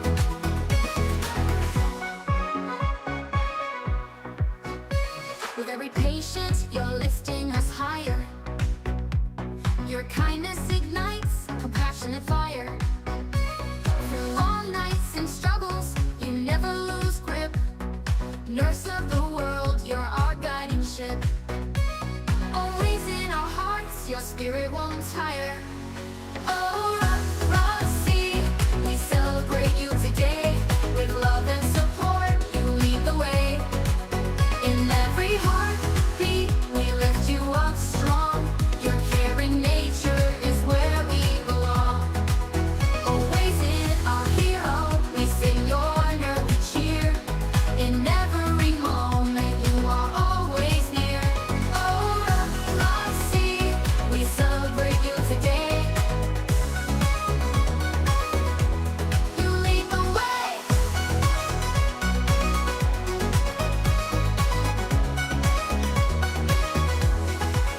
With every heartbeat, we lift you up strong. Your caring nature is where we belong. With every heartbeat, we lift you up strong. Your caring nature is where we belong. To Roxy, our strength, forever we cheer. In every moment, you are always near. Oh, Roxy, we celebrate you today. Love and support, you lead the way. In every heartbeat, we lift you up strong. Your caring nature is where we belong. Your caring nature is where we belong. To Roxy, our strength, forever we cheer. In every moment, you are always near. To Roxy, our strength, forever we cheer. In every moment, you are always near. You lead the way.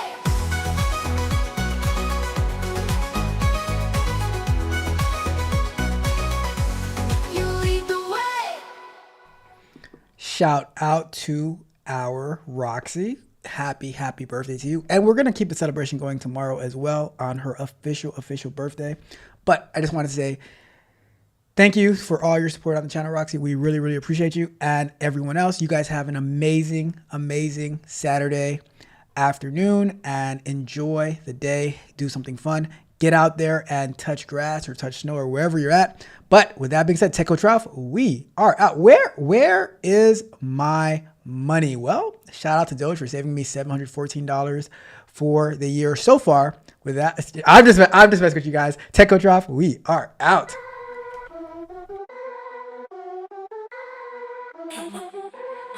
Where is my money? Tell me where. You wanna chit chat, but I don't care. Can't be playing with my cash, no way. This disrespect can't be the play. Why you playing games with my cash? Owe me big, but you're acting rash. Said you pay me back today. Hey, now you're silent like it's all okay. Cash rules everything around me. Pay me what you owe, don't flee. Dusty promises don't sue. Gotta get straight to the loot. See you styling in your new threads. Spending freely while my wallet's dead.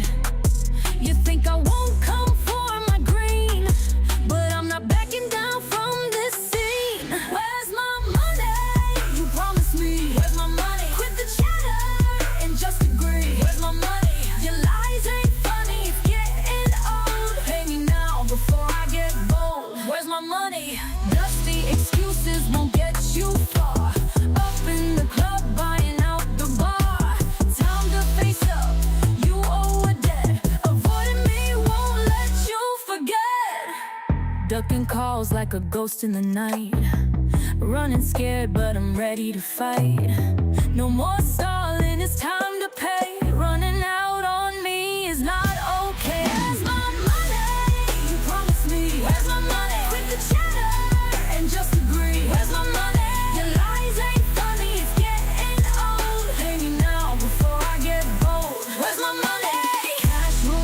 everything around me. Everything. Pay me what you owe, don't flee. Pay me. Dusty promises don't sue. No dusty promises. Gotta get straight to the loot. To the loot.